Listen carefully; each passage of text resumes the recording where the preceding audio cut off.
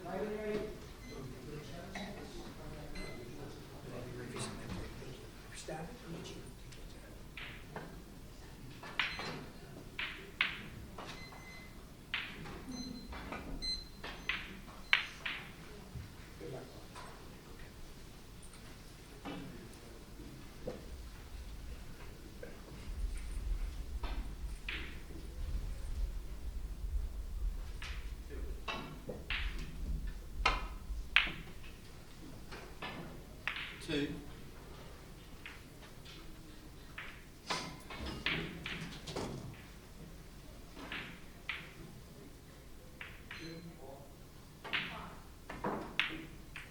4.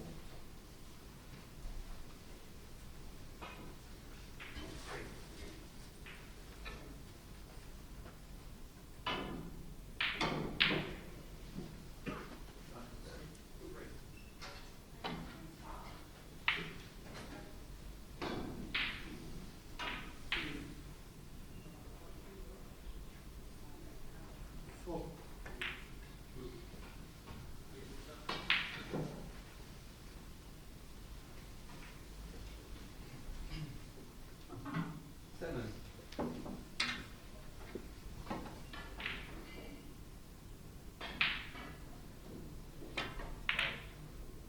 9.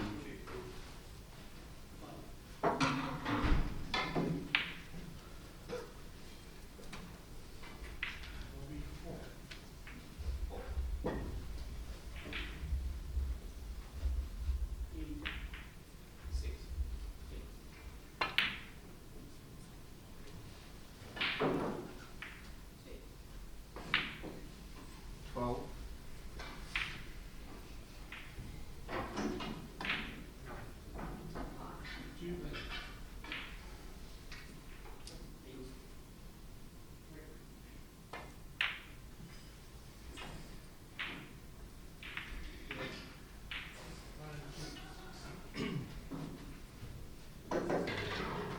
15.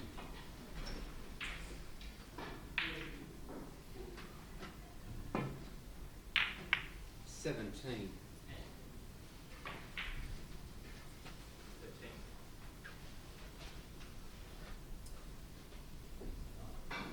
20.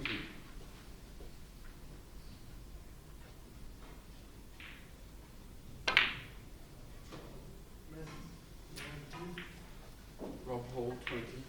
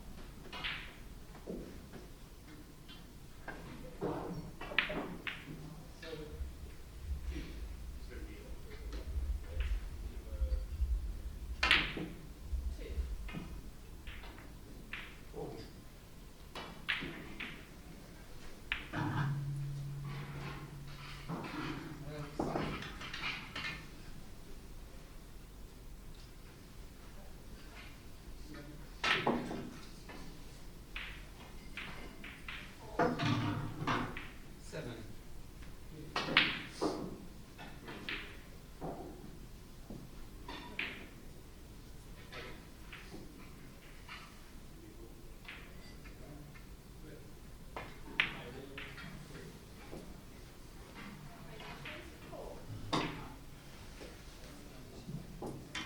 10.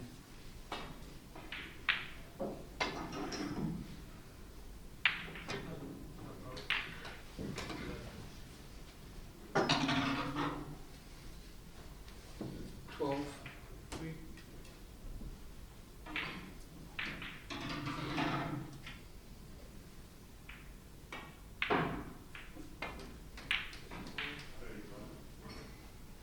14. 15.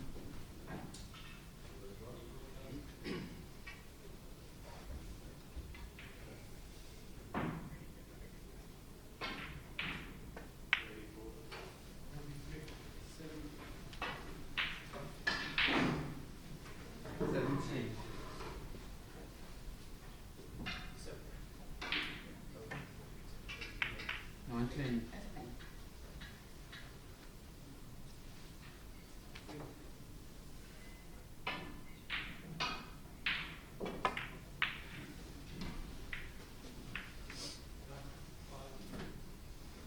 22.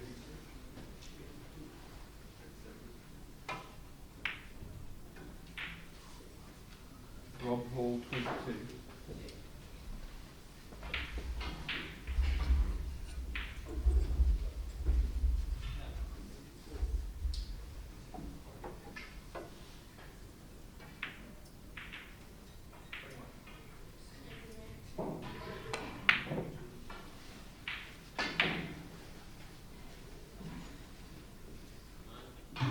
3.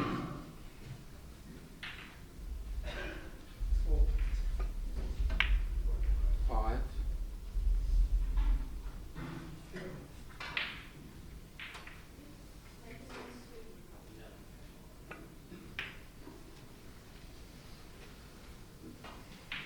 8.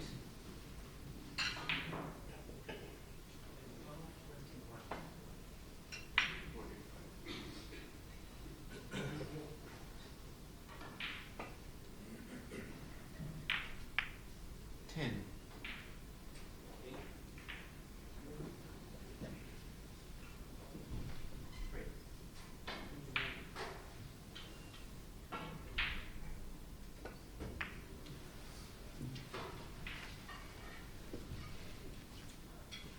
13.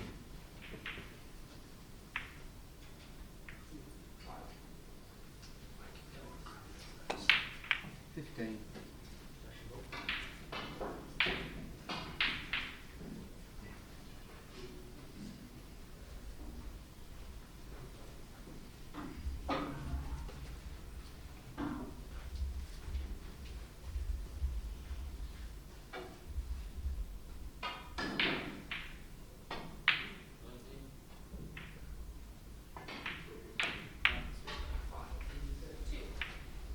20. Carey, 15.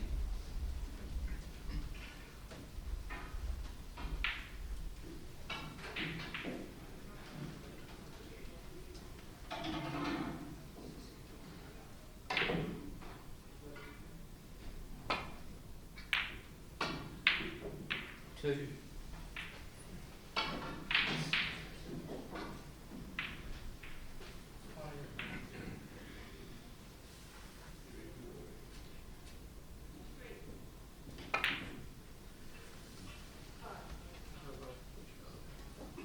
4.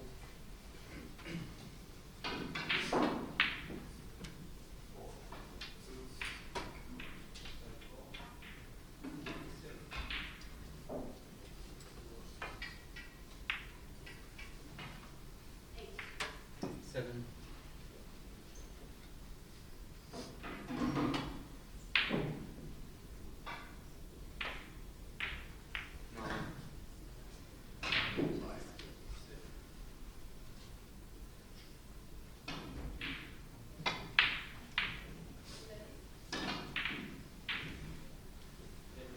9.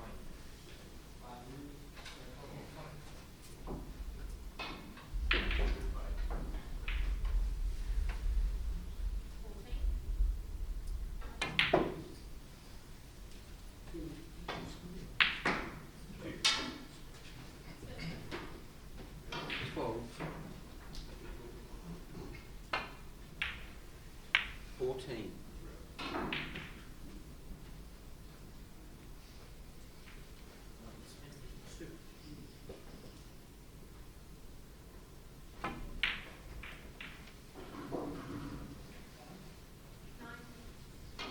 16.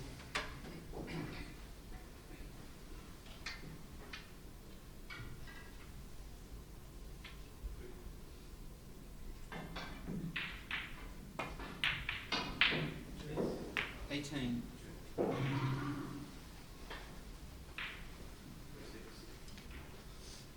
21.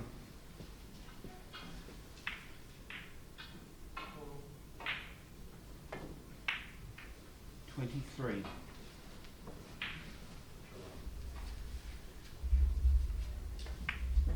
25.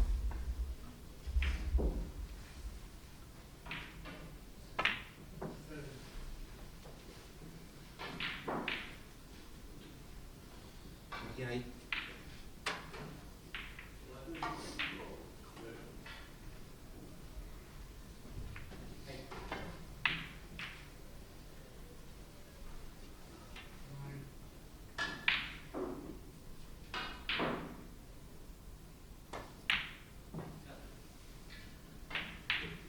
Rob Hall, 28.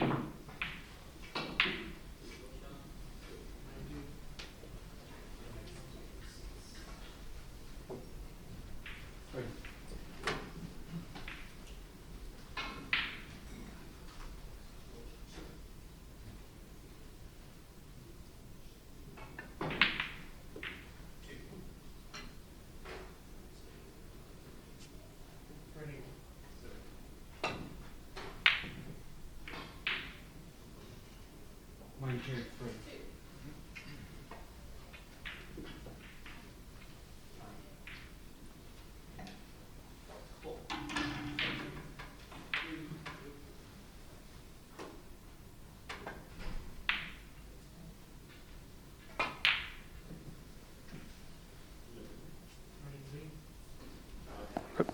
Let me lead off, Peter.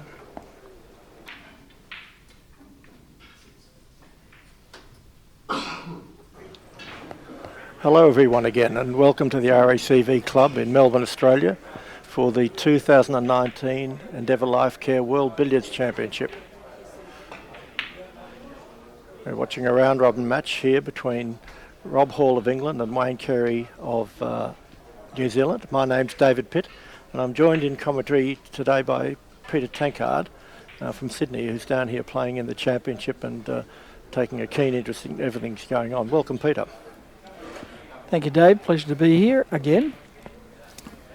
For you AFL fans, you might have been expecting somebody a little taller and athletic than New Zealand's version of Wayne Carey, but Wayne's actually a long-time legend in billiards in our part of the world. He is, in fact, now the reigning Oceania champion, which he won just 3 weeks ago in Christchurch, New Zealand, defeating Ben Judge in the final. So, first time Oceania champion at the age of 75. Billiards players have quite a bit of longevity in the game. Yes, that's a great effort, isn't it, to still be winning major championships at that age. And of course, as well as being the Oceania champion, Wayne's won about, I think, 23 New Zealand titles in various forms of the game. So I think the other Wayne Carey has won 2 premierships, so this Wayne Carey's got it all over him. All over him. In that department. Just the early stages of this game, but Rob Hall's already opened up a handy lead. Rob, of course, is the 17. in the top half dozen in the world, so one of the big favourites here this week. I think ranked number 3. To go deep into the tournament, number 3 in the current rankings.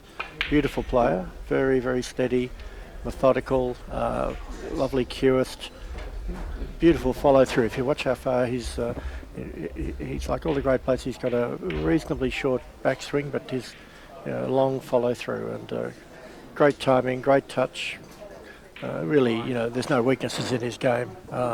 It's all class. Just a little slow cannon at the top of the table here, just pushing the wide away a bit, and just continuing on with the with the favoured top of the table methods. One of the few players from the UK not from the Middlesbrough cohort. Where is Rob from, Peter? Lincoln, I think. I think that's right. Yeah. Mm. Three.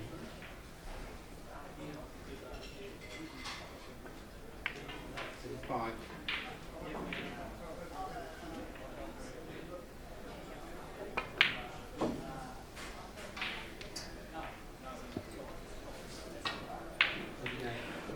Wayne doesn't wear a bow tie. He has a medical exemption for that, one of the few players that do.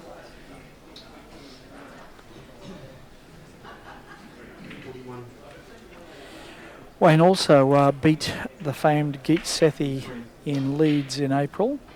One of the greatest wins of his career. It would be fair to say that Geet was coming back after a long layoff, but take nothing away from Wayne.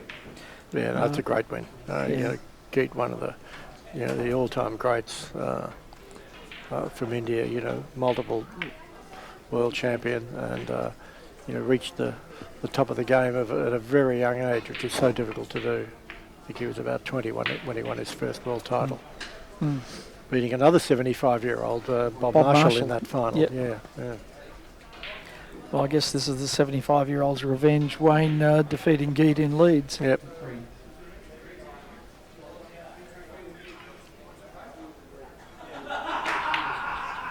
So absolutely no trouble here at all for Rob. Just a simple pot cannon sequence. You know, he's not playing any difficult shots here. It's just the art is in. It's a concealed art. It's just in the art of positioning your cue ball every time to leave a simple shot for the next one.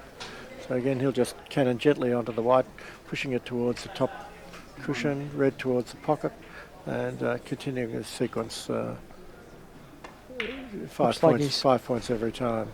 Looks like he's come too low now to get behind it, directly behind it.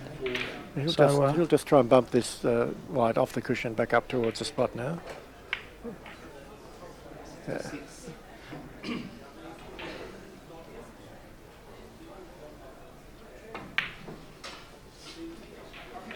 So our referee in this match is Neville Moore from Sydney, who's down here for the week with all the visiting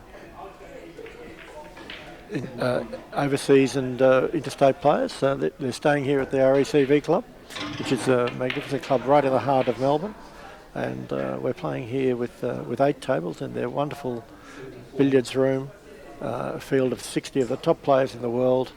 Nearly everyone's here that's a contender. In fact, everybody who is a contender is here.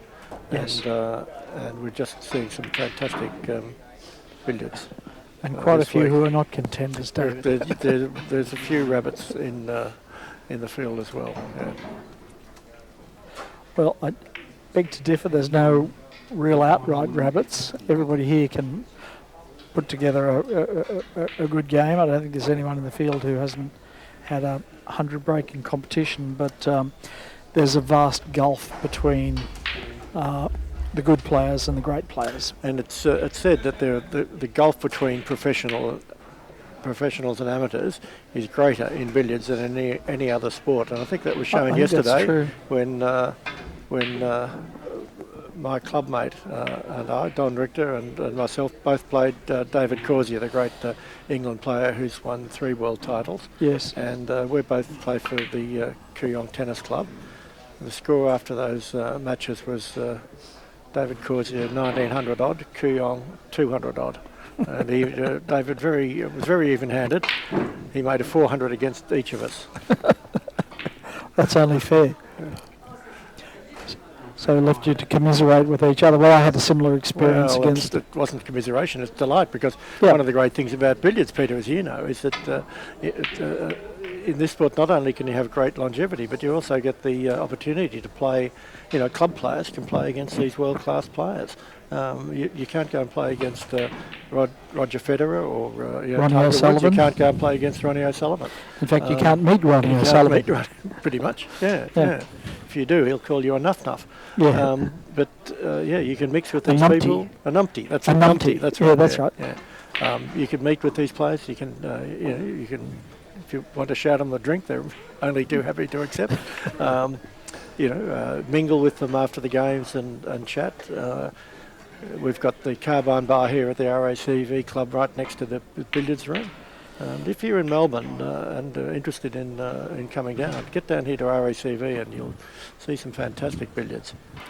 Yes, we're only in fact streaming 2 of the tables, and there's an awful lot of excellent billiards happening on the other tables. Often, some of the higher seeds. That's right. Are meeting some of the unheralded players, and I just want to tell you about the guys from Myanmar. They are absolute magicians. I just finished a match against Poksa. He doesn't have a word of English, but his cue does all the talking. I've never seen anything like it. The tablecraft, I played Causey, I played Gilchrist. The tablecraft is as good or better than any I've ever seen. His range of shots is incredible, and the creative thinking is masterful. Oh, a nasty smother there for he'll be hoping like hell that they're touching. Neville says no. So he's going on. He's going along quite well there. I can't see the break, but. Difficult shot that. Yeah, it's just a bit unlucky, but that's what can happen in billiards. The ball's just, you get a bit of a smother. 114 break there to Rob. So yes, Peter, with those players from Myanmar, so are they playing a different game to the other? Well, how would you I can't describe speak the for differences? I can't speak for all of them. But Porksar will avoid taking on a pot, and he doesn't have to because he can float the balls around off 2 and 3 cushions with consummate ease. I don't think he missed a 3 or 4 cushion cannon in the entire game. It was just incredible to watch, and a great delight to be on the table with him, be up close and see what he can do. But these guys are unheralded. They're all positioned 5 on the seedings in their group. And they are going to cause massive upsets. Gary Norman, who was top of his group, just lost by over 600 to Nei Thuy U, another of the Myanmar players. They are, I kind of predicted this at the beginning, that there was going to be a bloodbath for some of the ranked players when they come up against these unheralded players who haven't been playing in the WBL tournaments and thereby earned a ranking. But they're genuine geniuses. So these guys have mainly been playing in Asia in non-WBL events. So, Peter, do you know if these guys come from a Karen background or if they've always played? I know Mike Russell's been billiards? coaching them. I think they may come from a Karen background. I don't really know. And frankly, we're not going to find out by asking them. But they have with them a team manager, medical doctor, Dr. Min Nai, known colloquially as Dr. Midnight. And so we might ask him a little bit about the background. But I know they've been coached by Mike Russell on a regular basis, who's been visiting the country. And the only words of English they have are "Hi, Coach," which is how they refer to Mike. That's worked out nicely. A little soft screw here. This will be a pretty shot. Just screwing the red back in front of him. That's not ideal. That's not ideal. I think he wanted the red a bit thinner than that, didn't he? I think so, just to bunch them. But there's a nice soft screw here, just landing on the outside of the red. Oh, he might get a... Now he's on the outside of the red. That's okay, that worked well. Now he's on the little outside kiss of was the red. absolutely perfect. He can just knock the white down behind the spot. He's hit it too far. And he hasn't got enough of the red. He didn't. Yeah, he made a bit of a hash of that. Yeah. But not to worry, just going off here and Reset. reset exactly.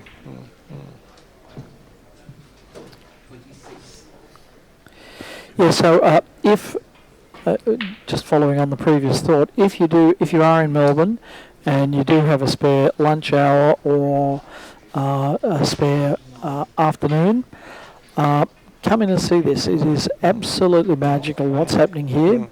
It's the strongest field that's ever been assembled, certainly in the modern era. And in terms of numbers, I don't think there have been 60 players of this quality at any time in the history of the game in the one place at the one time.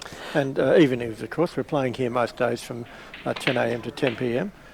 So play continues through the round robin section today and tomorrow, and then tomorrow evening we start the knockout section, quarters and semis on Friday, and then the final, which is a 5-hour final over 3 sessions starting at midday on Saturday. But the is that where we're expecting we might see a challenge for the 1,000 break in a 5-hour match? that's the best chance because if one player one player really gets on a roll in a 5-hour match, they're going to have be in complete command of the table by virtue of having played through a 4-hour semi-final on it. So the semis or the finals, I would think, would be the best chance for us to see 1,000 break. And of course, there's how long would that take? Well, these guys go at about 5 or 6 minutes to 100. So you'd expect a 1,000 break to take the best part of an hour. I think you'd find when they get into the 900s that they're going to be slowing down a bit and thinking about a bit more. Just trying to make sure the shots. Of course, they have to keep their rhythm as well. So you can't get too you can't get slow down too much. Well, let me put it this way: I've never slowed down approaching 1,000, Peter. Have you? I usually speed up, and it usually happens in the hours while I'm asleep. So well, that's what happens to me. Whenever I get close to 1,000, the alarm goes off. Yeah, that's right. So one of the Indian players claims to have made a break of 1,162 in his sleep. Okay. And I asked him how he missed, and he said he got a kick. Yeah, right. Okay. Yeah. Kick from his wife probably because he was counting out. Well, he didn't mean to wick that. He did mean to do that. But that white ball on the way through. It's okay. Right, yeah. See the way he's using check side there to just slow his ball down off the cushion. It just checks the ball up and right hand side on that one. The great thing about watching videos with these spotted balls is that you can see what the players were doing. And the old balls, which were plain in colour, you couldn't have really seen just how much side Rob had on that pot red, which he used the side to get a little bit further away from the spot. A lovely play, just turning that ball with a bit of running side against and up, just to hold himself down on the line. Very good at that, getting the correct contact there. It's one of the more difficult shots for club players when they're playing that cannon from white to red to make the right contact. To leave yourself almost, but not quite, straight on the red. Interesting shot there. He didn't play that as a stun. He just ran it off the cushion with a little bit of stun and running side to get onto the right angle. Little gathering shot here. That's the technique that the players in the 30s used to use to set up nursery cannons at top of the table, just punching the balls on the top cushion from the top of the table position and then converting to nursery cannons. Nursery cannons really not part of the game these days because the rules have been changed and the reward isn't there. You can only score 75. Limitation of 75. 75 cannons, and really it's virtually been legislated out of the game, which is actually a good thing because the stream of breaks from for the big players. Well, it was dull. It took a long time, but also the people sitting even in the front row can't really see the skill that's being deployed. They can see the result, but not the skill. These days, with a close-up camera, you would actually be able to see the the skill. But in those days, there was very little filmed coverage of Yes. of billiards. It was, And there was a long way to the back of the room. There was a long way to the Some of back of those the room. rooms Yeah, that held 1,000 people. They played. Thurston's Hall. They played in. Thurston's Hall was very small, Peter. In Leicester Square? Yeah, very small. And in fact, the professionals complained about playing there because it was so small and they couldn't get a good crowd in there. Only about 120. Surprisingly Really? small numbers. Yep, and they I must be thinking of something agitated to play in bigger halls. So at its peak, what were the crowds? What were the biggest crowds for Well, billiards? it's interesting, Peter. I did a post on Facebook recently with a photograph of Joe Davis playing Horace Linndrum at a venue in London, where I think they said they were getting crowds of 1,200. That's twice he's done that. Hit the right on the way down. Yeah. I don't think he was intending to do that, but he's got out of it. Yeah. Maybe we're wrong. Maybe he knew that was just going to brush it and come back up the other side, but it looked awfully risky to me. Yep. Could have been stuck to it, couldn't he?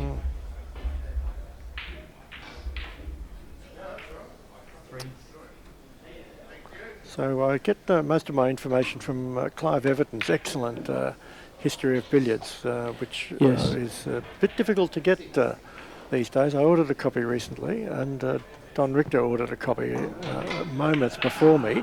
They took my order, but then a week or so later they wrote Delivered back it and to said, Don. No, they took both our orders, but then they wrote to me and said, bad luck, out of stock. Really? But I was okay because I just said to Don, I need that, and ripped it off him so that I could use it to prepare some material for the program Yes. here. Yeah. Pretty shot that by Rob there. Just I have screw 2 copies side. if you'd like Oh, one. John and I could manage, I think. Nice shot, screw inside off the top cushion, just creating a little bit of an angle, and again that perfect contact on the red from that thin cannon, and he really is a beautiful top of the player, Rob. Hasn't won a world championship, but he's been in 2 finals, I think. He's come very close And, a couple of times. And he's certainly got the game, to contend at the highest level. I think. I don't think he's had a Broke great season the through- last 18 months. I think he was probably at his peak a bit before that. He's moved houses, he's had a few disruptions in his life, Right. changed jobs, Yep. and I think he's been a little bit unsettled in the last 18 months. He was certainly the fastest developing player going back 2 years and getting very, very good results. He's got almost a lock on the English Amateur Championship. He's won that many times, and it's a surprise if he doesn't win it. But I think it'd be fair to say that other players have been improving faster than Rob in the last 12 months. I think he made a 500 last year, which may have been his first in a big tournament. So certainly very consistent 300 and 400 break play, but he just hasn't taken that step up to the 600 and 700 bracket. I think it's interesting. From my point of view, I would say 700 is the mark that sort of really Of the master? That really is on another level. There's plenty of people that have made 500s and 400s and plenty of them, but to actually go then beyond 500, not just by 100 to say, but to go well beyond. It's more mental than anything else. It's not about your skill level. It's more about your concentration and the ability just to play for a long time.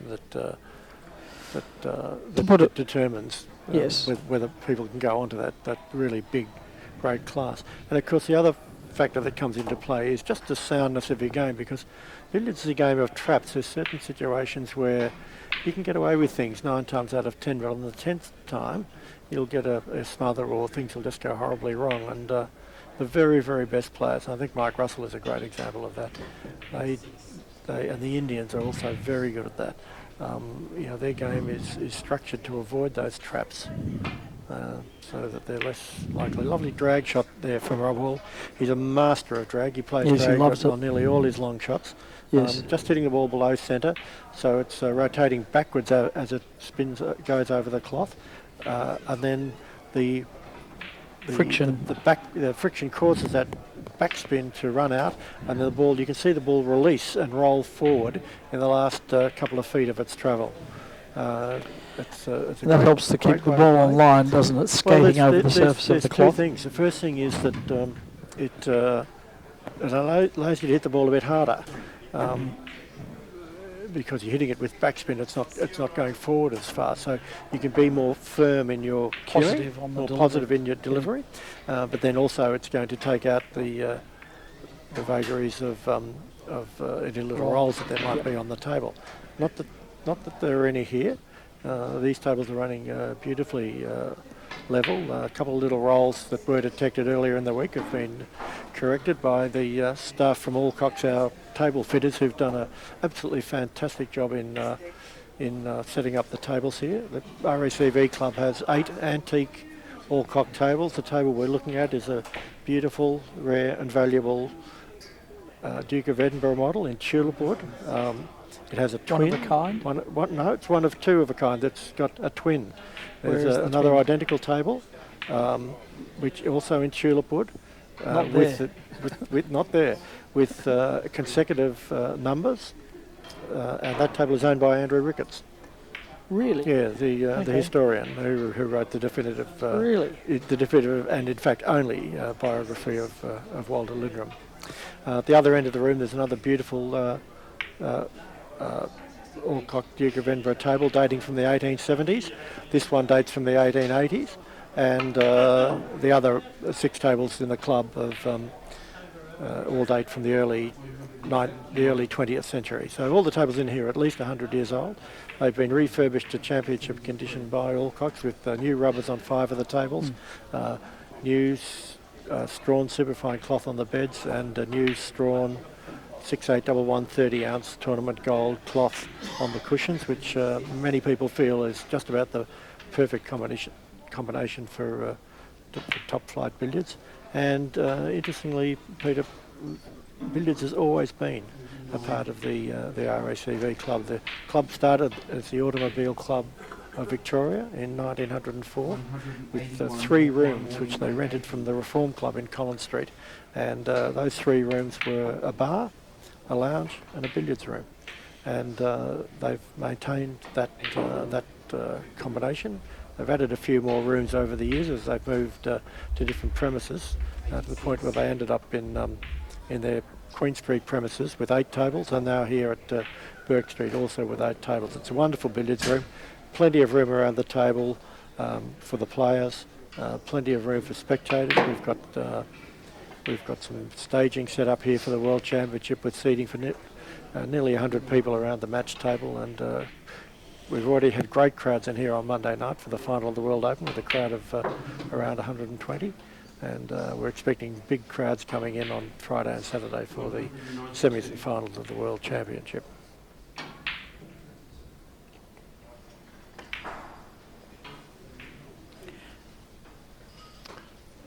So Rob on 192 here, so he's needing to So cross the this is balk line between 180 and 200. The players have to cross the balk line So he'll between do that 80 and now 100. as a red pot. Yeah. This is not ideal because he's going to have to hit this very hard With stun. with stun and then bring his ball down. He had a bit of left-hand side on. That's actually a great shot. He doesn't want to go in. Bringing his ball down towards the side of the table to leave a cannon. That's pretty good. He'd have to be happy with that. He had to get the stun to hold it on this side of the table because that's where the white ball was. Yeah, that's a nice shot too. So, Back in control. yeah, lovely. So,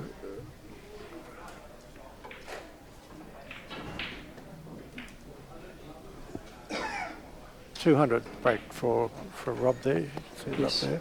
A lovely break. Very nice break to be getting in the early stages of a 1.5 hour match like this. And if you want to put a 75-year-old to sleep, the best way is to knock in a 200 break early against him and keep him in his chair.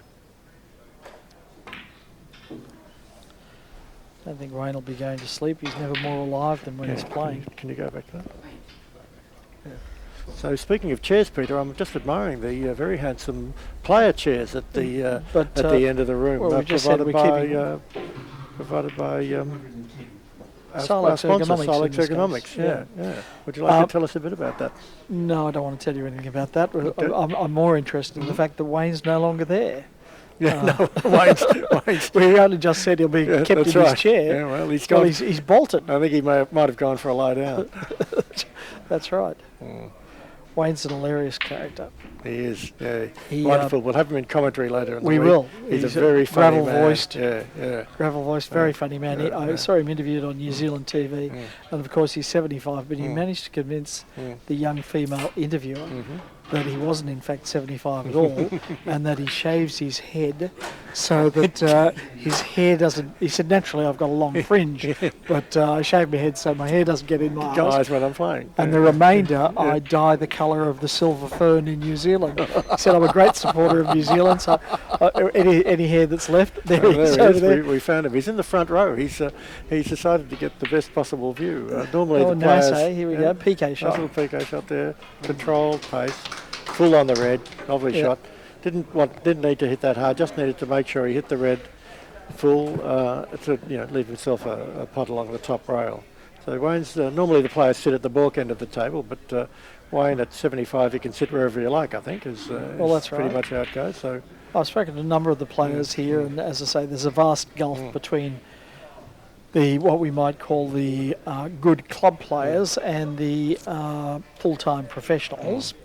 A lot of these guys, including Rob Hall, do this as for a living.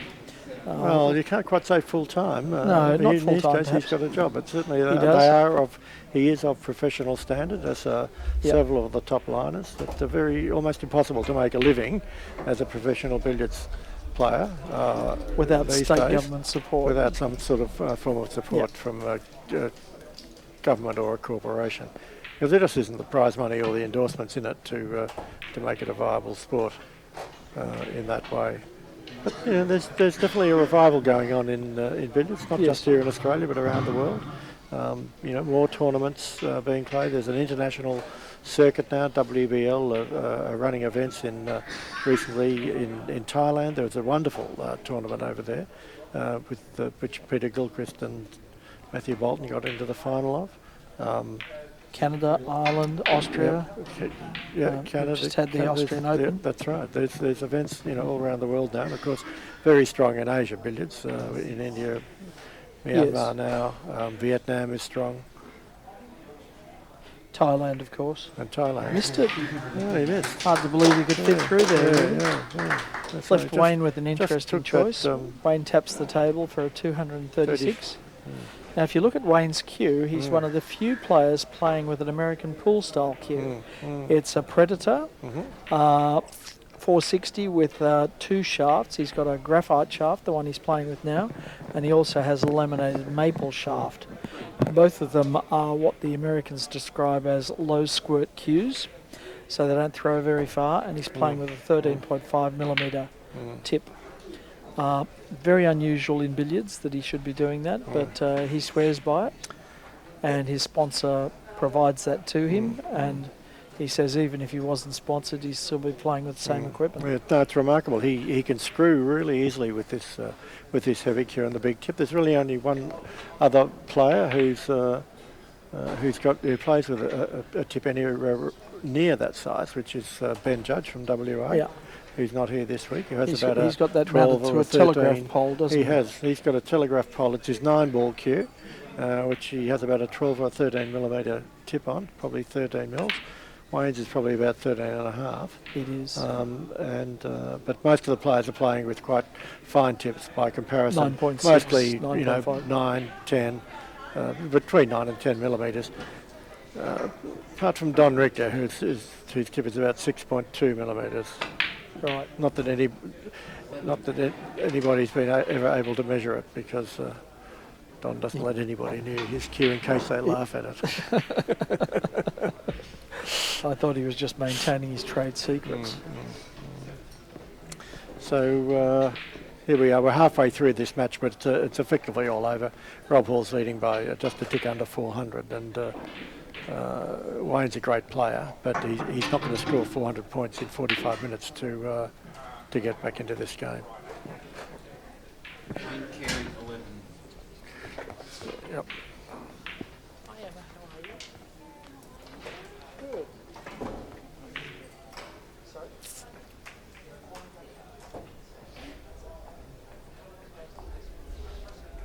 So Peter Tankard has just stepped out of commentary for a moment, which gives me an opportunity to talk to you about our sponsors here at the RACV Club. A major event like this can't be run without support from a wide group of sponsors, and we're very fortunate here this week to have a terrific group of sponsors that are behind us in this event. Starting with the RACV Club, all the players are staying here at the club. The club has provided their billiard room for us. They've been wonderful with some functions and support with the club. They've refurbished their tables to a championship standard, and just a bad mess there by one. That red was nearly in the hole. He was just trying to pace that pot to leave himself a cannon, but hit it too thin and rattled it into the jaws and missed the pot. Rob playing a nice shot here, pretty shot. Oh, just missed. Pretty shot. 3-cushion cannon with strong left-hand side, but he just slipped by the white. Very easy to do on these enormous 12-foot by 6-foot tables with 2 1/16 or 52.5 millimetre balls.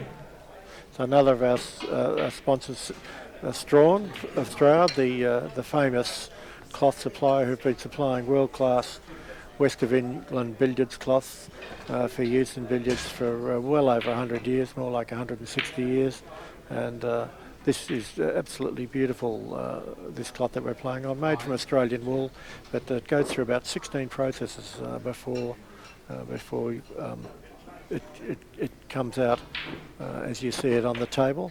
Incredibly, when they start making this cloth, in the first process, the cloth is actually twice as wide as you see now on the table. So it starts off 12 feet wide, and with all the processes that they do to it of combing and washing and flushing and more things than I can describe, it actually narrows down to just a little bit over 6 feet wide.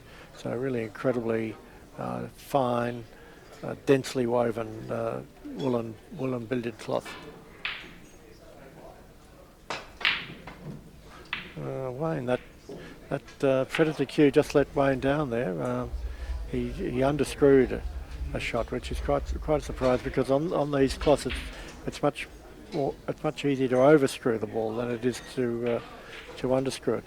Great support also for this event from the Victorian government through Sport and Recreation Victoria, which is a department that looks after all sport, and under the state sporting events program, we've been able to get support from them for this World Championship. That was a difficult shot there that Rob played. I'm surprised he didn't play to pot that, because the red was a little bit narrow for the in-off, and he had the yellow in baulk. But he's given, this doesn't look too promising, but he's given Wayne a nice opportunity here.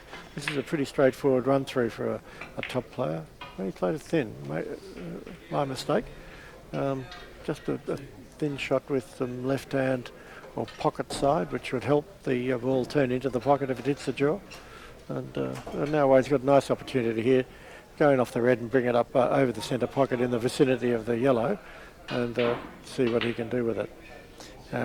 We've also had tremendous support from our naming rights sponsor for the World Billiards Championship, Endeavour Life Care furniture company, in the group that has supplied the player chairs that you see in front of you, and they've supplied us with a variety of items that we're using in the club this week, both for practical purposes with the tournament, but also as a way of showcasing their products to the audience and to visitors to the club.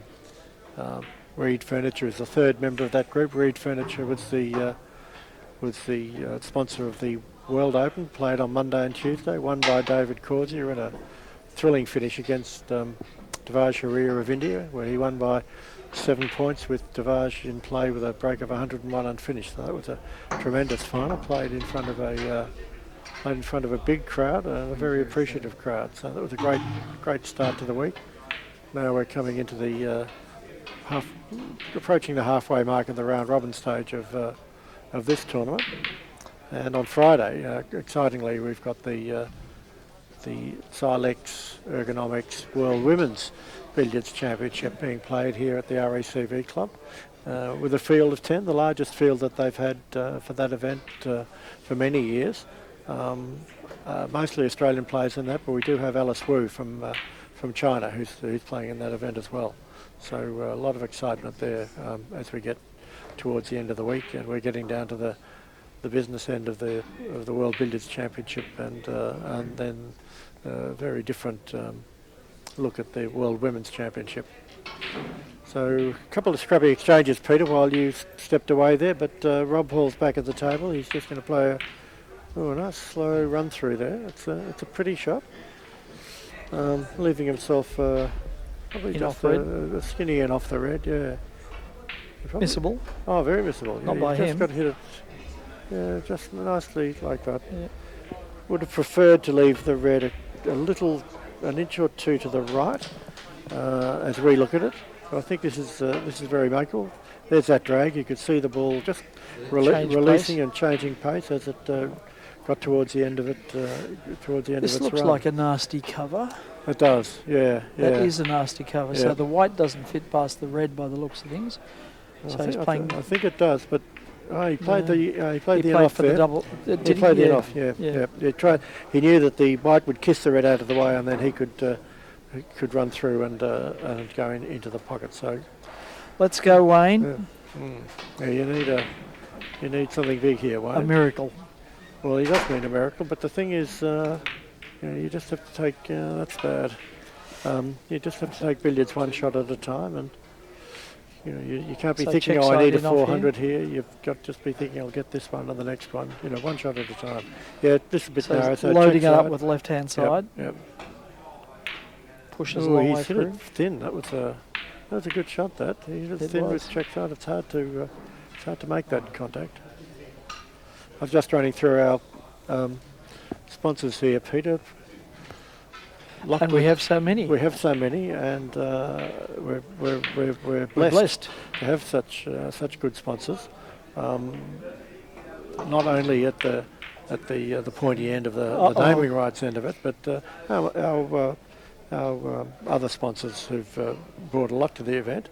Not least of which was Hanging Rock Winery, who are providing the wines for our functions. Have you sampled some of their Oh, fare? indeed. We had I had a beautiful Heathcote Shiraz from Hanging Rock on Monday night at the presentation ceremony for the Reed Furniture World Open, and that slipped down exceptionally well. Peter, yourself? Yes, I've had a few quaffs of the product, and I can endorse it. That's another reason, actually, for people who are in Melbourne to come down to the club, is that every day we're giving away a magnum of Hanging Rock wine to the person who can guess the highest break. And we've had guesses in the range. I think the lowest guess we've had is 400, and the highest is 800. And that's proven to be pretty accurate. All of the high breaks have been in that range. Nobody yet has guessed over 1,000. They might do as we approach the quarters and the finals, but I'm sure the underwriters of the 1,000 break prize are delighted to hear that everybody agrees that nobody's going to make one. Yeah, that's right. The That's wisdom right, of the Peter. crowd, they say. Yep. Well, that's just ducked into the cushion a little more than he would have liked. He can rescue it with a cannon and just Yeah. promote it an inch or two. He does want that to be, close to the cushion, but he probably preferred to be just a little bit further away from the pocket because he has to drop on this with absolutely dead weight. And if he hits it too hard, it can go wrong. Oh, he played that beautifully. Hit the cushion first just to take a little bit of the pace off the cue ball, and then with the soft contact on the red, it was almost always going to finish in a good position. Come a little low on this red. Yeah, so very safety first approach there. Didn't try and pot the red and go up. He just knocked a cannon and Focused on knocked it, promoting the yeah, white ball into a loser yeah, position. That's right. So just getting the red out into play and just playing 2-ball billiards for a moment. But now he's back to the 3-ball game.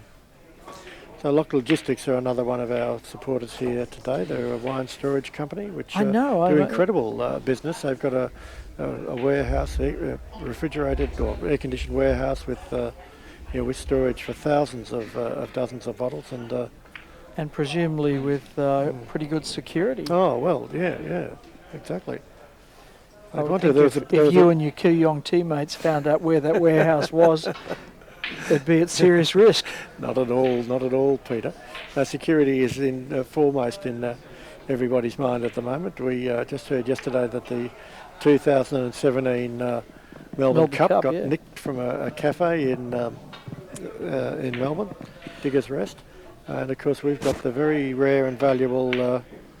It's not rare, it's unique. The John Roberts Trophy, the oldest trophy in World Championship sport, here at the RACV Club this week. Do you want to tell us a little bit about that trophy, Peter? Well, it's when we say it's the oldest trophy in World Championship sport, viewers' minds might go to the Ashes Urn, they might go to the Wimbledon Trophy, they might go to the Claret Jug, they might go to the America's Cup. And it's true that the America's Cup is slightly older than John Roberts Trophy, but it's not considered a World Championship event. Certainly when the British Open was established, it was considered the World Championship of golf. It predates the other Open Championships. So the Claret Jug is a contender, but we're 5 years older than the Claret Jug. The Ashes Urn is a contender, but we're 15 years older than the Ashes Urn. And the Wimbledon Trophy, we're 11 years older than that. So the John Roberts Trophy is the oldest championship trophy in world sport, and it's on display here, and the player who wins this tournament will be presented with that grand old mug. So the trophy itself, I think, is made of sterling silver with gilded mercury, whatever that is. I can tell you about that, Peter. So originally mercury gilding was because gold is soluble in mercury. Gold is soluble in mercury, and what they used to do was make an amalgam of gold and mercury, essentially paint it over the object to be gold plated, and then they would fire it in a kiln, which would cause the mercury to burn off, leaving only the gold, and it produced a beautiful, even, strong layer of gold. And it's actually one of the very best ways of gold plating something. The downside to it was in burning off the mercury, kills all your workers because of mercury poisoning. so it's been banned for well over 100 years, that technique. That process. And now they're using electroplating and other techniques. In the 140 years since the trophy was inaugurated in here we go. Here's Massey. He's a very good Massey player. Oh, he's overcooked it. He's overdone it. Yeah, that was a difficult Massey out, a little bit out in the middle of the table. So usually you're playing a Massey near the cushion, but out in the middle of the table there, it's more difficult because you're reaching out. Also, normally you would have a light shade that might be in the way for that shot. No danger of that here because we've got special TV lights installed, which are nearly 2 metres above the table. So the mercury gilding process, interestingly, in the 140-year life of the trophy, all that gold is gone. It's been polished away by a bit of overzealous polishing, but it's still a stunning-looking trophy. Topped by Mercury, no doubt, the figure of Mercury. It is. It's topped by the figure of Mercury, the figures of victory or fate on either side of the trophy, and the whole thing is chased and worked in a rather elaborate way. You'd have to say that the designer definitely didn't come from the less is more school of decoration. No, it's high rococo. So now this would be nice for Wayne to get in at the top of the table. He's not really a top of the table specialist. He prefers the open game, or as Walter Linndrum used to call it, mixed billiards. What did he call it? Mixed billiards. Mixed billiards, yeah. okay. And but Wayne, like all good players, can play he's quite a proficient. good game. at the top, but it's not really his forte. It's really a specialised subset of the it game, is, isn't it? Yeah. There haven't been too many Decided top of the against the table rest? specialists from New Zealand. No. Dave Meredith was a very good top of the table player. Clark McConaughey, of course, was just a master of all aspects of the game and one of the greatest players ever. Yes. I remember the Big Four in the 1930s when he was trading 1,000 breaks with Linndrum, Davis, Tom Newman and Willie Smith. First player to make consecutive 1,000 breaks, and incredibly he was the New Zealand Professional Billiards Championship from 1910 until his death in about 1977. And they say quite a character to warm up for a match. Yep. And I believe you met him, didn't you? I did meet Clark McConaughey, yeah. I A never real had the character. privilege, Yeah. but by repute to warm up for a match, he used to walk around the table on his hands to warm up his arms. Yep. And He was a fitness fanatic. He used to go running, doing weights, all those sorts of things. And really he had, I just missed that one. A difficult putt. and famously picked up Walter over his head, chair and all, when Walter was seated in one of the matches. Yeah, no, he was, Until Walter complained, said, "Let me down." Yeah.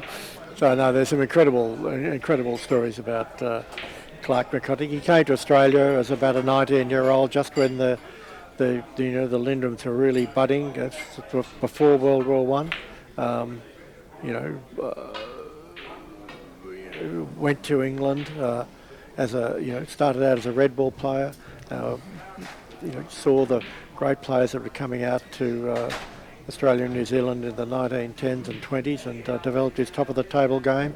Almost certainly saw Claude Faulkner when he came out to Australia and displayed his specialist nursery cannon player, and become one of the great nursery cannon players. His record, I understand it, is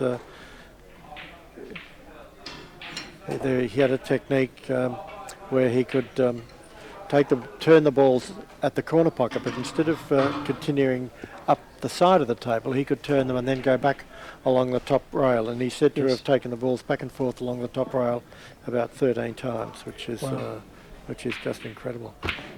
Clark ended up with Parkinson's disease late in his life, and to aid with his to keep everything steady on the shot, he ended up playing with a 33-ounce cue, which is about twice the weight of the cues that players are using these days. Yeah, incredible. Yeah. Unless you're Ben Judge, which unless you're Ben Judge, but no, even Ben's cue would only be about 22 or 24, something like that. Yeah.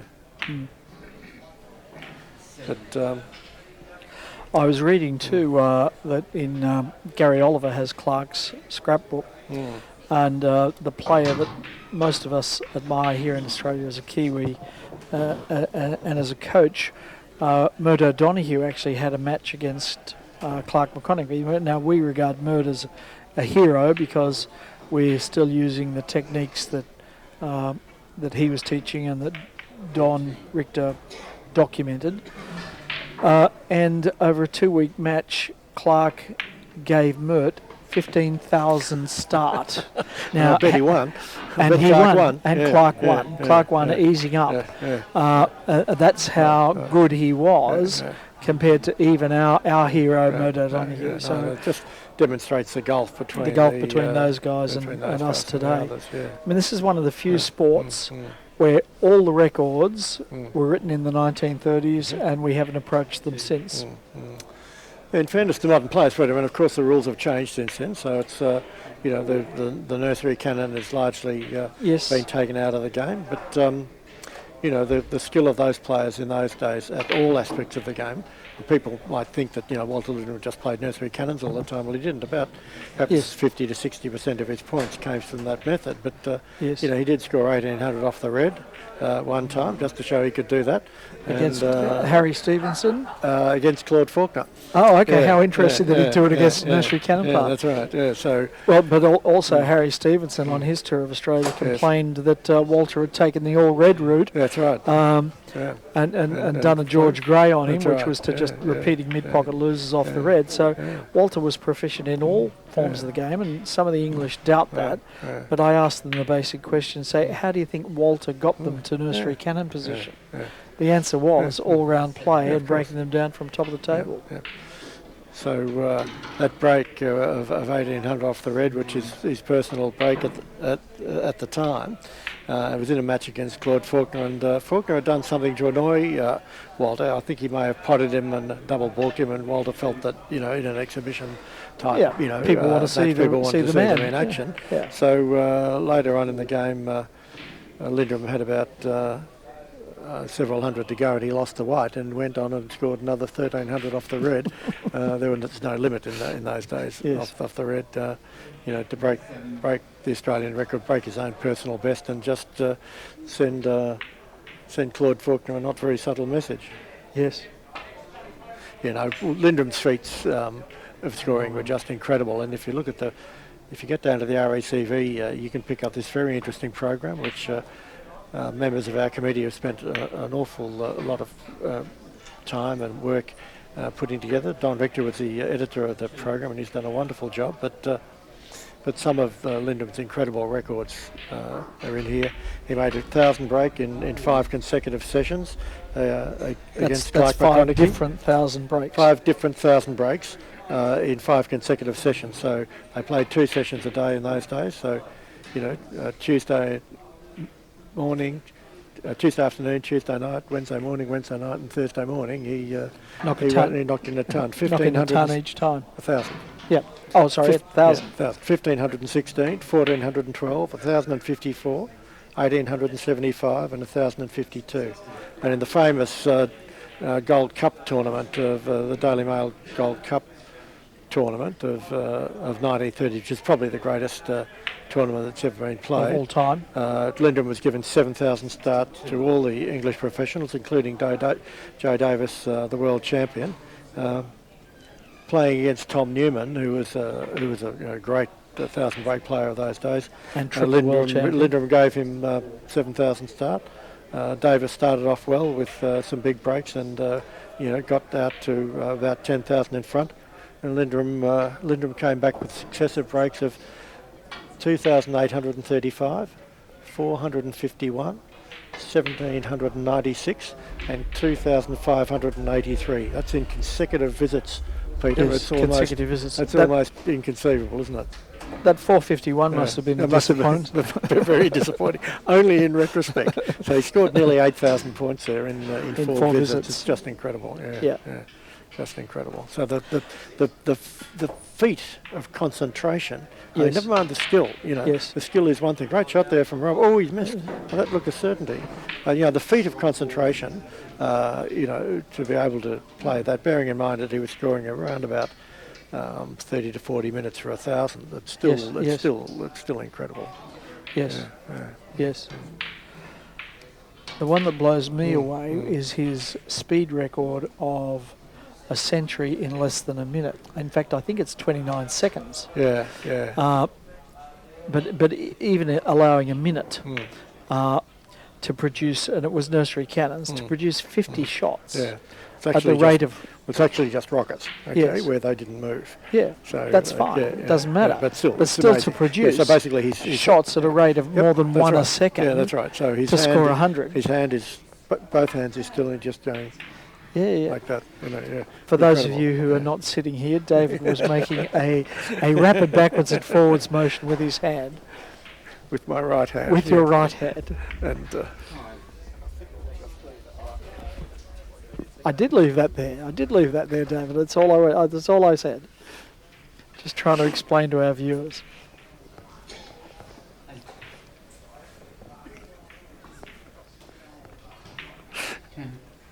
It's the last time I'm commentating with you, Peter. I'm just observing, David. That's all I'm doing, observing.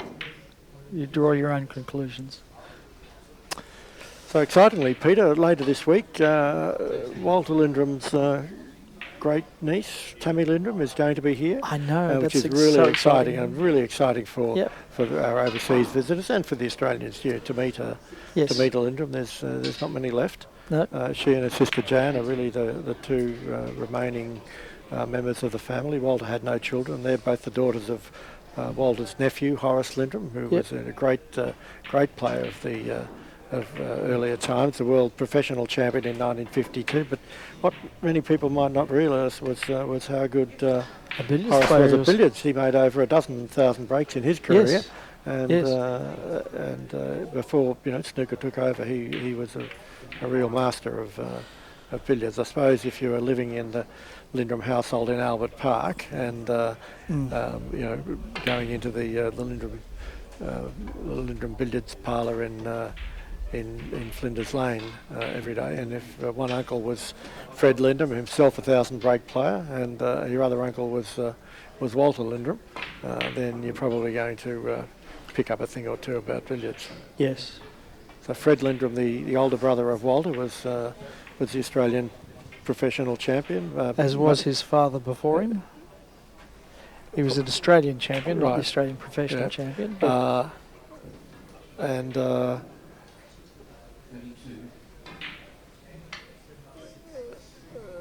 so to have was Horace ever an Australian Yes, he was. professional champion? He was. He beat Fred for that championship in 1934. Fred won Because Walter never challenged. Walter never challenged Fred for that championship. He played him a couple of times early in his career and was beaten by Fred.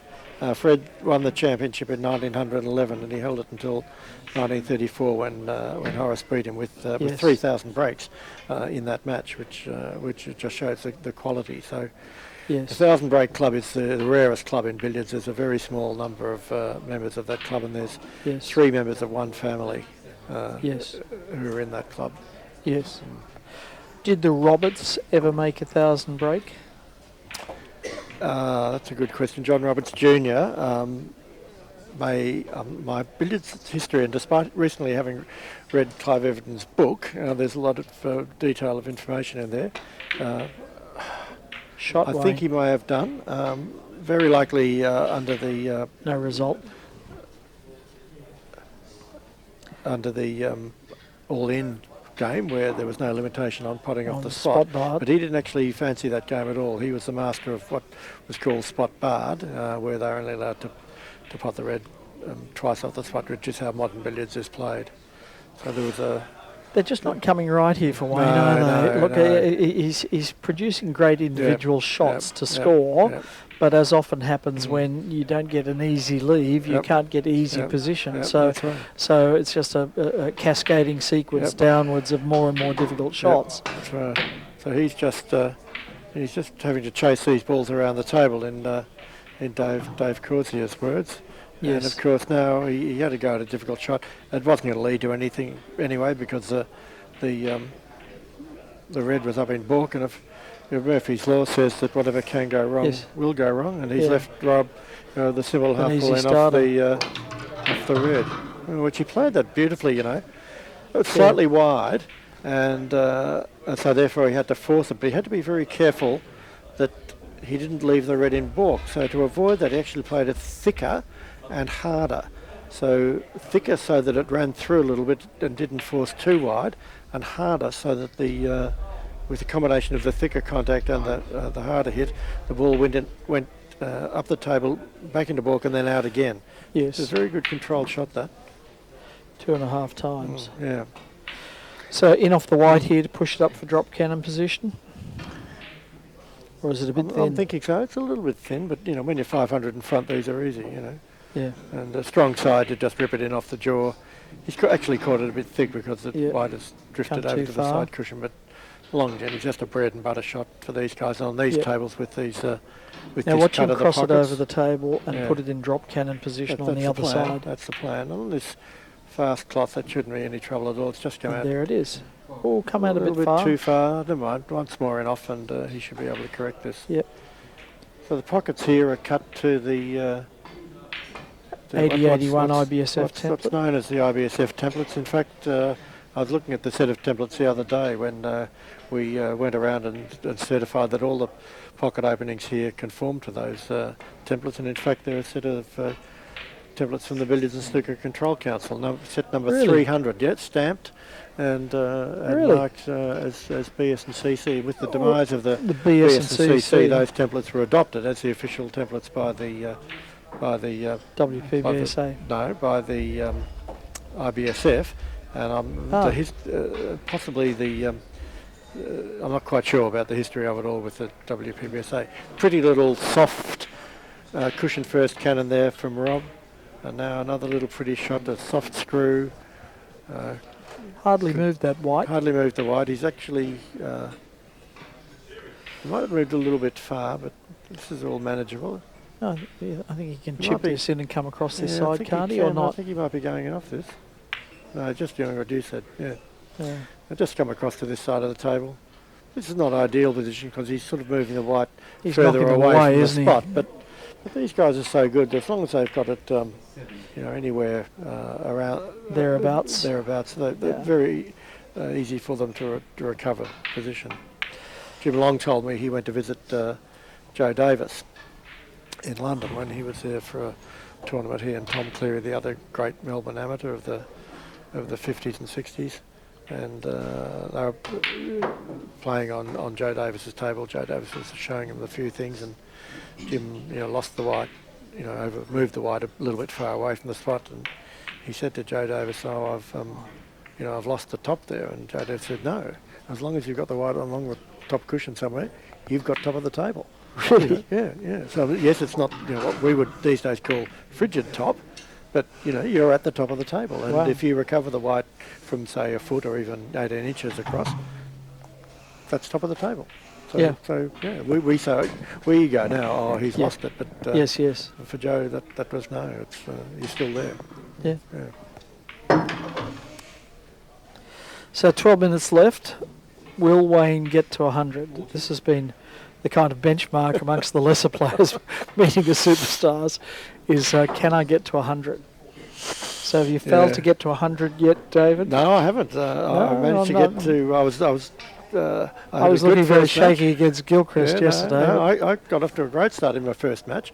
I was playing against David Corsier. He led me 74-70, so I was feeling very pleased with myself. And Absolutely. Then he pounded in a 446, so all over Red Rover. Don Richter made a big mistake this morning. He was playing against Pankaj Advani, and he opened up with a 68, really nice 68 at the top of the table. I he's said, poked the bear, hasn't he? Poked the bear. I said to Don, big mistake, Don. That's right. Don't poke the Don't bear. poke the bear, yeah. So Pankaj just knocked in a casual 297. Yes. Mr. Cross loser, incredibly, and a few more centuries to just... Well, I think there's a to sense demolish here. I Don, think there yeah, are two things yeah, going on yeah. with the top players here that I've observed. Firstly, they're getting out of the gates very quickly, Yeah. and I think there are two reasons for that. First one is that if you're going to make 1,000 break, it's going to occupy an hour, and if you're playing a 90-minute match, from here, Rob cannot make 11 minutes left. He can't make 1,000 break. That's If he's right. going to make 1,000 break, he has to hit the first shot of that inside the first 20 minutes to be comfortable with Pretty it. much. That's pretty much right, Peter, yeah. And yeah. the second thing that's happening is that they know the depth of the field here, and they cannot afford to go easy on what we might call the club amateurs. Put myself in that category. They're out to pummel us to get a score on the board, because it's not just winning the match, but in fact the points that they score in for and against will determine the ranking. All of them are expected to win all 4 of their pool games, but it'll be positions following this for the knockout will be determined by how many points they've accumulated on a for and against that's scale. interesting. So they're out of the blocks like that's right, like yeah, Jackie here. Yeah. So the players are initially seeded on the WBL rankings into the groups, but at the end of the group stage of the tournament, then the whole thing is reseeded, and the player with the best winning record and points differential will be seeded number 1 for the knockout section, Yes. and so forth down the listing. So effectively, they're playing for their seeding for the knockout section of the tournament, and that's an interesting. That's an interesting conundrum for them, because of course, you want to get a high seeding to give yourself the best chance of meeting the other top players later on rather than earlier on. The one perhaps interesting aspect of that is that both Pankaj Advani and David Corsier are in the same group. Yes. That's due to the fact that Pankaj plays largely in Asia and doesn't really play in recent years in WBL events. So they've lobbed into the same group, which... In fact, Advani, who has 22 world titles, is ranked bottom of his group. He's the fifth ranked player in his group. Which is what a nightmare for you and for Don and for Dave Walsh, who are in that group with them. But nonetheless, there is an advantage to that for those two, because it means, and they're two of the big favourites this week. The advantage for them is that one of them will win the group and then be seated in the top 2 or 3 perhaps for the knockout section, but the other one has to go into the other side of the draw, so they can't meet again before the final, which is the upside of that. But what it does mean though is that that one of the other stars will bump into them early on. Bump into whoever's come second in that group will go into the other half of the draw and very quickly be drawn against a group winner. Which could make things very interesting on that side of the draw. So and ugly. I would suggest that the side of the draw where the runner-up in that group goes is going to be the tough side of the draw. Because it's going to have. It's going to have the second place, genuine second place getter, and either Advani or Corsier, who would be one of the favourites for this title. So yes, it's fascinating the way it's evolving and developing. I think after this tournament, players will be more correctly seeded. We'll, at last recognise the genius boys from Myanmar, Pankaj. And a number of the other fantastic Indian players who haven't played enough WBL. And that's largely due to the great spirit of cooperation which has developed between WBL and the IBSF. This is now co-sanctioned by both bodies. This is a WBL event, but the IBSF have co-sanctioned it. Next year it'll be the what a lovely shot that was. That was no snack, that one. No. Next year it will be the IBSF will run the event co-sanctioned by the WBL, and that way it'll alternate between them year to year. So with that, it means that all the players will be getting onto the ranking list, and it'll be useful to see how that all pans out. The other thing that's happening, apart from them getting points here for this year, is that the points from 2 or 3 years ago will be ageing off as well. That's gone a bit messy, 2 on the cushion. Yeah, I think he was trying to bring that. I don't think he's going to play safe though. I think he's so. No, he'll have a crack. No reason to. Oh, what a wonderful shot that was! And deep screw with strong left hand pocket side along the balk cushion from nearly 12 feet away. That's just that's absolutely fantastic exhibition of cue power. Timing and control. That's just... And then leaves the red. Oh my God. That's hilarious. Oh, that's funny. He's just played the best shot of the week. Shot of the world, but the worst. Just about the worst. Yeah, that was... I think he must have been... he was enamored with his own shot. He's so excited by that tremendous screwing off that he played that he just... lost concentration. Now our producer Dan Lynch is he's trying to hunt for that. Here it is. He's found that. Can you show us that one again, Dan? It was worth another look. Let's assume that Wayne's pot up our double balk, which he is. So here's the shot. So he's playing bottom. Unbelievable. What a shot. You can actually see the ball start towards the cushion and then grip and go straight along the cushion. Yeah, straighten up. And then straighten up, straight in. Never ever looked like missing. No, I doubt that it even touched the side. Didn't rattle. Just a tremendous display of cue power. Generally speaking, billiards is a delicate game of touch. Like snooker, where there's a little bit more crash and bash going on, but from time to time, good cue power is required, and for that shot, just tremendous cue power. That's the equivalent of in snooker potting a red near the top pocket and screwing back into balk. Yes, it really is a tremendous shot. Yeah.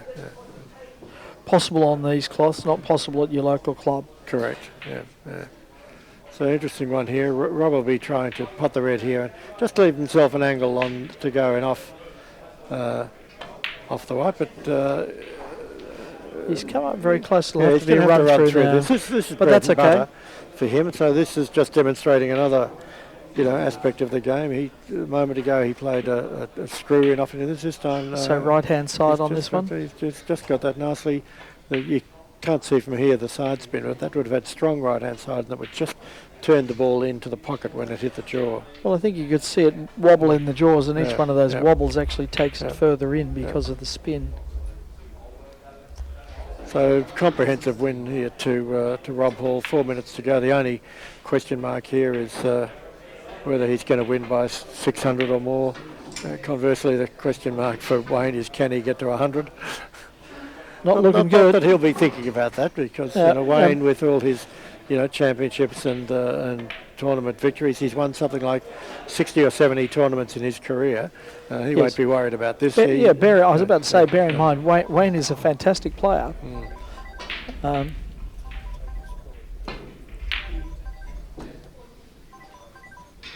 Yes, you're not looking at a rabbit here. You're looking at the reigning current Oceania champion being systematically taken to pieces by Mr. Robert Hall.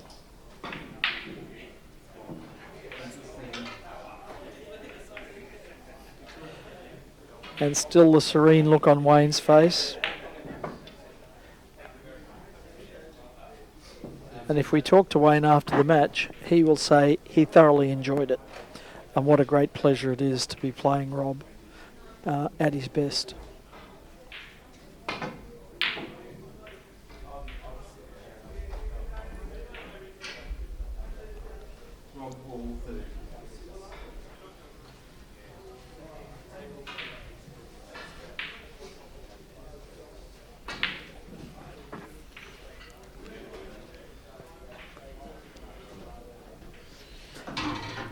Wayne really hasn't had an awful lot to look at in this match.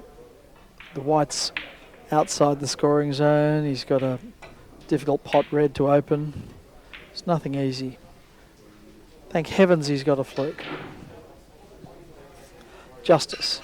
Now he can push the red up towards the yellow and try and get that other ball into play. Give him a little bit more to aim at.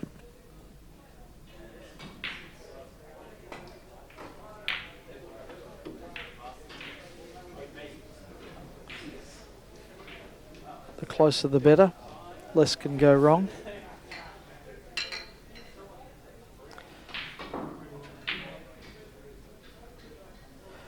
This is a kind of dead zone of the table, so Wayne will be looking to get out of this area as soon as he can.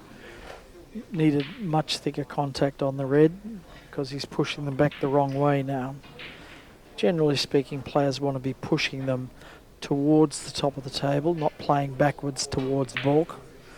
Because when you do your whether he plays an in-off or whatever he plays, a cannon, he's pushing the balls into the protection of baulk, and the red, of course, is spotted up the other end, so that's a problem. Limits his possibilities. So generally, in this situation, he'd be reluctant to pot red unless he could figure out a way of getting all the way back down the table or back up the table to the top end. Can't get comfortable with the rest here.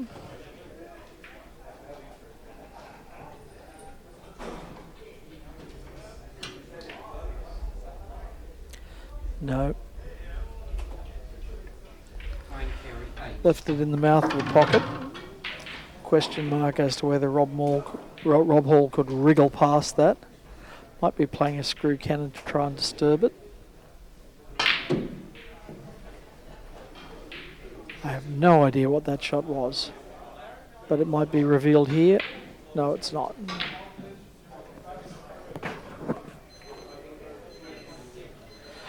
Tournament director Steve Carey just walks past, looks at the score, shakes his head.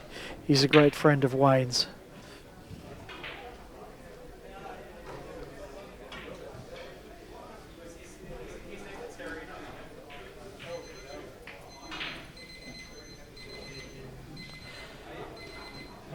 Fine display of refereeing by Neville Moore. I think he's been faultless. And there we have it. Bit of a poleaxing, but Wayne will be warmly congratulating Rob Hall and thankful to have been involved in the display. We shall talk again soon. Cheers for now.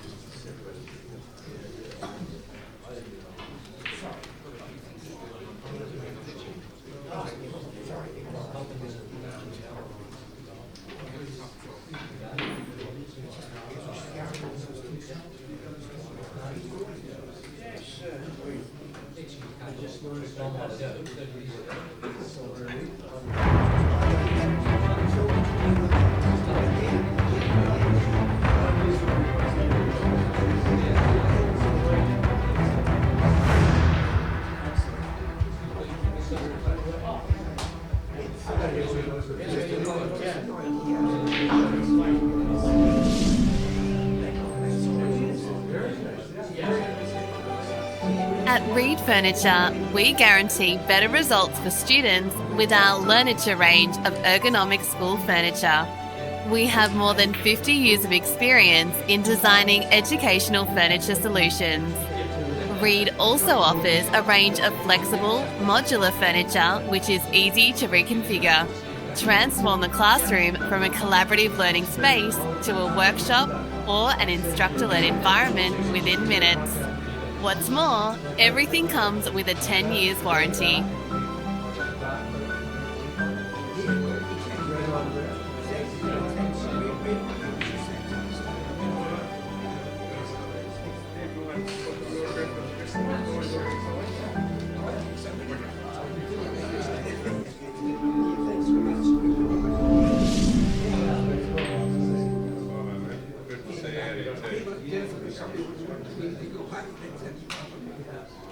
You've seen the video, yeah.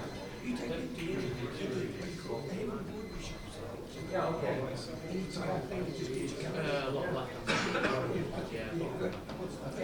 coming.